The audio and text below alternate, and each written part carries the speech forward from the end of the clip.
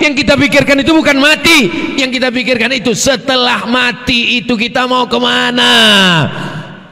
Kalau kita sempat mewakafkan harta kita, Ustaz Somad, beda wakaf sama sedekah itu apa? Saya wakafkan tanah ini untuk pembangunan asrama seluas 2 hektar tunai. Itu namanya wakaf. Rukunnya 4. Ada yang berwakaf, ada yang nerima wakaf, ada yang diwakafkan, ada ijab dan qabul. Itu namanya wakaf. Tapi kalau dia bentuknya untuk bayar listrik, itu infak, karena dia habis. Untuk beli lilin, infak, karena setelah dibakar habis. Tapi yang nomor 3 itu tidak mesti uang. Tabassumika fi wajhi akhika sedekah. Senyummu ke wajah saudaramu adalah sedekah. Inilah yang paling ringan. Yang bisa kasih tanah, kasih tanah. Nggak bisa ngasih tanah, kasih listrik. Nggak bisa juga ngasih senyum.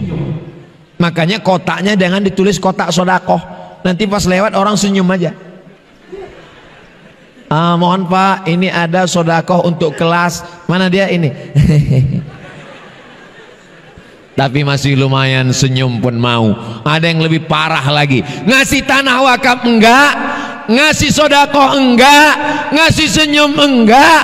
Tiba-tiba datang ke pesantren, kritik sana kritik sini. Ini kelihatannya dindingnya ini kenapa nih ini. Kalau ada orang model begini, kepalanya jedutkan ke tiang, karena otaknya miring, mesti diluruskan. Kita ini adalah hamba Allah, mengabdikan ilmu harta nyawa kepada Allah, karena semuanya adalah titipan Allah. Kalau Allah mau ambil, tu'izzu man tasha wa tudhillu man tasha biadikal khair. Habis semuanya, akan menghadap Allah Subhanahu wa ta'ala. Masalah mati ini kita nggak tahu. Saya dengan ibu, saya dengan bapak, saya dengan adik-adik, terserah aja.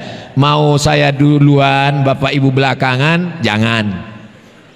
Kita ini semuanya sudah menjadi suratan takdir Allah. Idza jaa ajaluhum, kalau ajal sampai, la yastakhiruna sa'atan wala yastaqdimun. Tak dapat ditunda walaupun sesaat, tak pula dapat dimajukan walaupun sesaat. Saya nggak kaya Pak Ustadz, uang saya nggak banyak Pak Ustadz.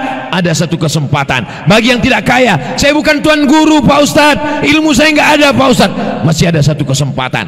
Kaya enggak, tuan guru enggak, pejabat enggak, polisi enggak, tentara enggak, ustadz bukan. Ada satu kesempatan, waladun solihun, anak yang soleh. Ibu mau anaknya kaya? Mau. Bapak mau anaknya pejabat? Mau. Ibu mau anaknya wanita karir? Mau. Tapi mabuk sakau? Nggak mau.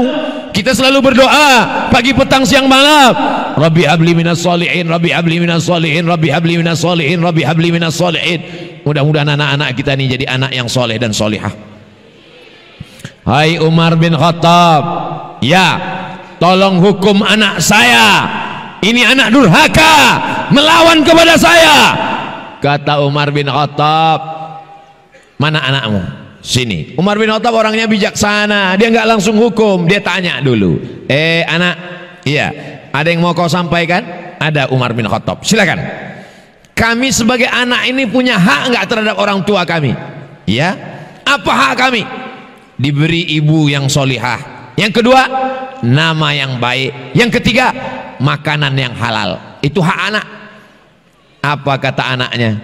Ibu saya tidak solihah, nama saya kumbang, makanan saya riba.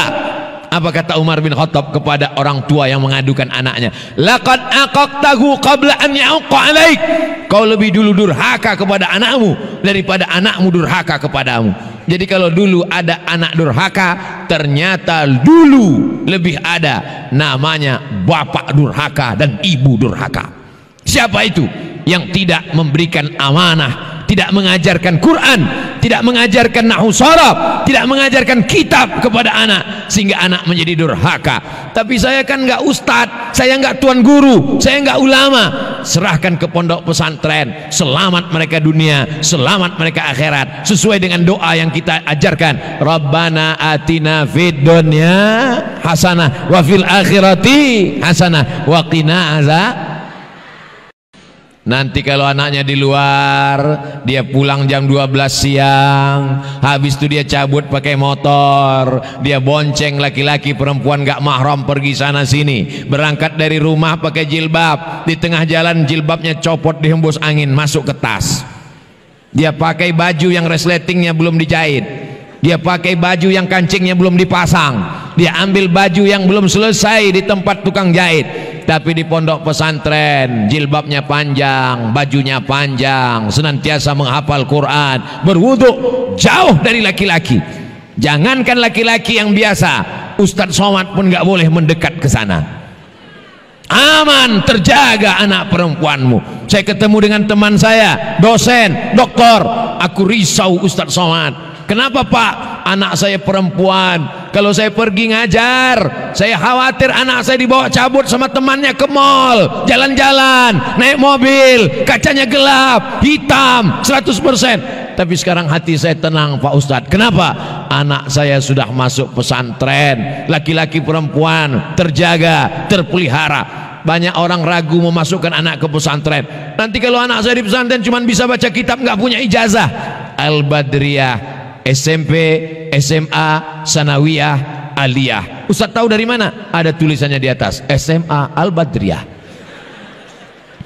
Jamaah yang dimuliakan Allah Subhanahu wa taala. Saya tadi begitu sampai kemari agak heran juga. Ini kok lain di pesantren Al-Badriyah ini? Kok jamaahnya nggak ada ya? Ternyata masuknya dari belakang. Dibawa mutar-mutar masuk. Rupanya jamaah begitu sampai masuk keluar saya lihat, seperti di stadion. Sampai ke atas, masya Allah, tabarakallah. Saya tadi malam tabligh akbar haul Tuan Guru Ramli bin Ahmad di Bima. Tadi kemudian naik pesawat sampai kemari.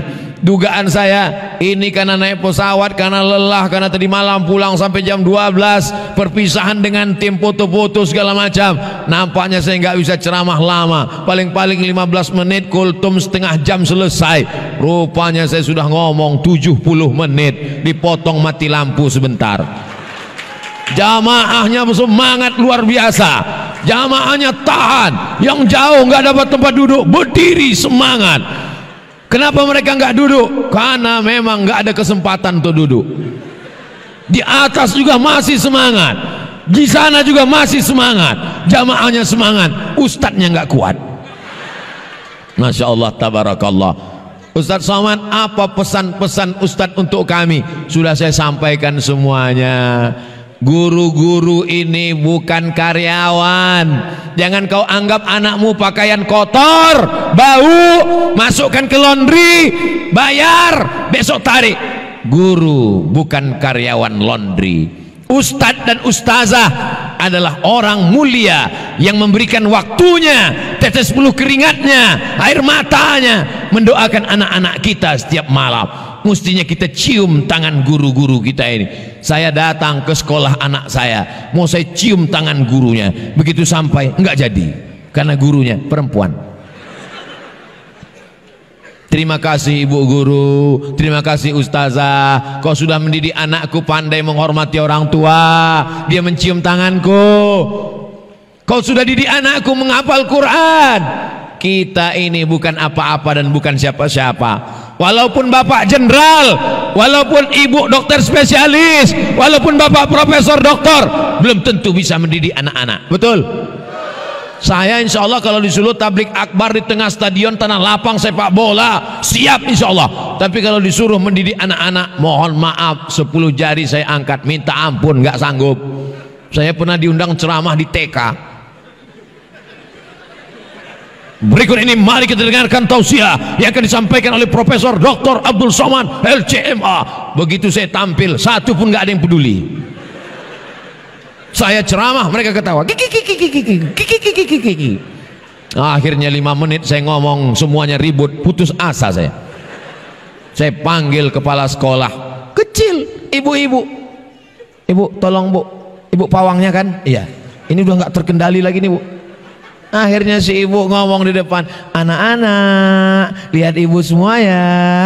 Semuanya tenang. Di situ baru saya disadarkan, seolah-olah ada ilham ke dalam hati saya. Hai Abdul Somad, kau belum ada apa-apanya.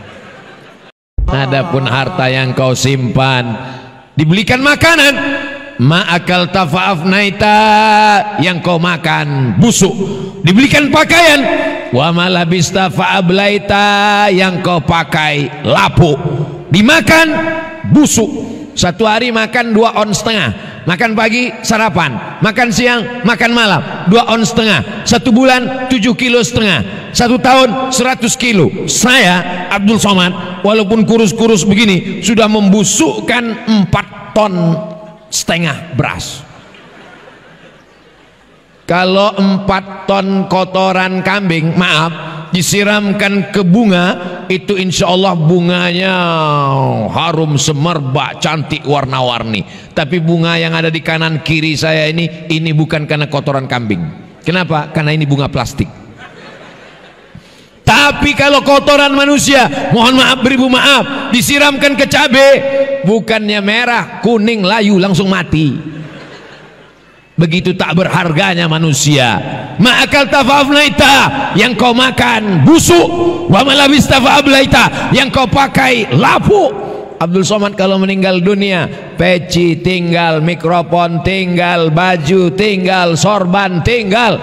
Sudah lama ceramah, tapi di Al-Badriyah ini luar biasa. Sorbannya sampai 2 lapis. Sorban yang saya bawa dari rumah nggak diakui di Al-Badriyah. Kenapa? Karena terlalu kecil. Dikasih sorban yang besar, ciri khas, ada tulisannya Al-Badriyah, menjadi kenang-kenangan. Allahu Akbar. Tapi nggak dibawa mati walaupun ustadz. Ma'akal tafa'afnaita, yang kau makan busuk. Wa malabista fa'ablaita, yang kau pakai lapuk. Wa mata soddakta, yang kau sedekahkan, fa'amdaita, itulah yang akan menolong sampai hari kiamat. Berganti generasi. Ceramah ini bisa sampai berapa lama? Abdul Somad ceramah paling kuat 60 menit sesuai yang tertulis di botol, 600 ml. Umur sampai kapan? Mungkin Abdul Somad bisa ceramah sampai 2040 kalau malaikat maut tidak datang. Tapi kalau sudah selesai, habis tamat riwayat, inna lillahi wa inna ilaihi.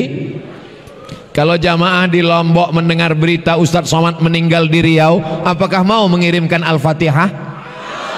Masya Allah, semangat jamaahnya. Nampaknya mereka ingin betul aku cepat mati. Itu bukan tandanya mereka ingin Ustadz mati. Mereka sangat cinta dengan Ustadz Somad. Betul? Ustadz Somad ini kalau ceramah dari tadi nggak mau ngelihat ke sini. Dia ngelihat ke sini terus. Apa yang Ustadz lihat ke sini? Saya bukan ngelihat orangnya.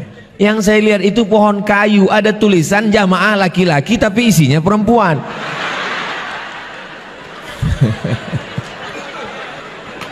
Masya Allah, tabarakallah. Kebahagiaan kita bersama hari ini, semuanya bahagia, senang karena hari ini ulang tahun 36. Mudah-mudahan sampai hari kiamat Pondok Pesantren Al-Badriyah, Badar artinya bulan purnama, Tala'al badaru alaina min saniyatil wada wajaba syukru alaina mada'a lillahi da ayyuhal mab'usu fina ji'ta bil amril muta' ji'ta syarraftal madina marhaban ya khairada. Enaknya kalau solawatan rame-rame, yang nggak hafal nggak ketahuan.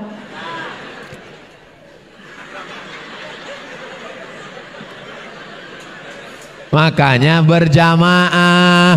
Kalau sendirian sedekah ketahuan, tapi kalau berjamaah ramai. Biasa saya kalau ke pondok pesantren tausiah itu ada penggalangan dana pakai sorban, pakai kotak, tapi ternyata di Al-Badriyah nggak ada. Kenapa? Karena orang di Lombok langsung transfer banking ke nomor rekening berikut ini. Masya Allah, tabarakallah. Begitu selesai SMS, pas ngeliat angka langsung nangis. Ibu terharu mengenang suami? Enggak Pak Ustaz. Bapak terharu mengenang ibu? Bukan Pak Ustaz. Terus nangis kenapa? Salah pencet Pak Ustaz. Rencana mau sedekah 100.000, kepencet nolnya 6, hilang 1 juta. Alhamdulillah. Kok alhamdulillah? Ibu punya tabungan di bank 100 juta. Amin. Ditransfer bangun kelas 1 juta. Amin. Berarti yang tinggal di bank. Memang kalau udah cerita sedekah ini banyak yang pura-pura lupa memang. Bapak punya uang 100 juta. Amin. Ditransfer pembangunan kelas asrama, masjid, aula 1 juta. Amin. Berarti yang tinggal di rekening bank 99 juta. Saya ulang sekali lagi, yang tinggal di rekening bank 99 juta. Mati. Yang dibawa mati yang 99 apa yang 1 juta? Saya ulang sekali lagi, kalau mati yang dibawa mati yang 99 juta apa yang 1 juta? Sekarang saya tanya, mau mati bawa 1 juta apa 99? Serahkan 99. Logika berpikir manusia. Al-Kayyis, orang yang cerdas, bukan yang profesor doktor. Al-Kayyis, orang yang cerdas, bukan yang IP-nya 4. Al-Kayyis, orang yang cerdas, bukan dewan pakar. Siapa orang cerdas? Mandana nafsahu, dia tekan hawa nafsunya. Wa amila lima ba'dal maut, dia pikirkan apa yang akan terjadi setelah mati. Ingin beli gelang emas, nggak jadi. Kenapa? Karena kalau mati nanti tinggal, yang kubawa adalah kelas dan asrama. Itu yang akan dia dahulukan di hadapan Allah Subhanahu wa ta'ala. Amin ya rabbal. Sudah kusampaikan ya Allah, dalilnya dari Quran sudah, dari hadis sudah, logika akal sudah. Enggak juga, berarti memang enggak ada kesempatan masuk surga. Ini hari Sabtu. Ini hari Sabtu. Betul? Besok hari Ahad banyak pesta. Ada walimah, ada akikah, ada nikah sekali lagi, ada khitan, macam-macam. Besok orang pergi kondangan. Berapa banyak yang memperlihatkan cincin dan gelangnya. Bos mau ngambil sayur, sendoknya mana? Begitu baru undangan 15 menit, panas ya, panas. Sudah jam berapa sekarang? Mau menunjukkan gelang emasnya. Ternyata sampai di rumah imitasi. Jangan terlalu iri melihat perhiasan orang, karena orang sekarang semuanya serba penuh dengan kepalsuan. Anak-anak muda juga jangan terpukau melihat wajah perempuan di Facebook, karena ternyata pakai filter. Pas ketemuan, Masya Allah 11-12 sama kuali. Ini dunia ini tipu muslihat semuanya. An-nasuniyam, manusia ini semuanya tidur. Ini semuanya sedang tidur nih, tidur. Ada yang mimpi jadi orang kaya, ada yang mimpi jadi artis, ada yang mimpi jadi pejabat, ada yang mimpi jadi orang terkenal. Falamma matu, ketika manusia mati, barulah terbuka matanya. Ternyata yang dibawanya mati, bukan yang ada sekarang. Rumahnya tinggal, mobilnya tinggal, uangnya tinggal, rekeningnya tinggal, anaknya tinggal. Yang dibawanya mati hanyalah sodako. Ustadz dari Somad ini dari tadi sodako. Memangnya sodako ini untuk apa? Untuk bekal mati menghadap Allah. Banyak orang yang siap mati sekarang. Saya siap mati. Memangnya malaikat maut waktu nyabut nyawamu nanya, sudah siap? Mati itu mau siap mau nggak siap tetap tetap mati.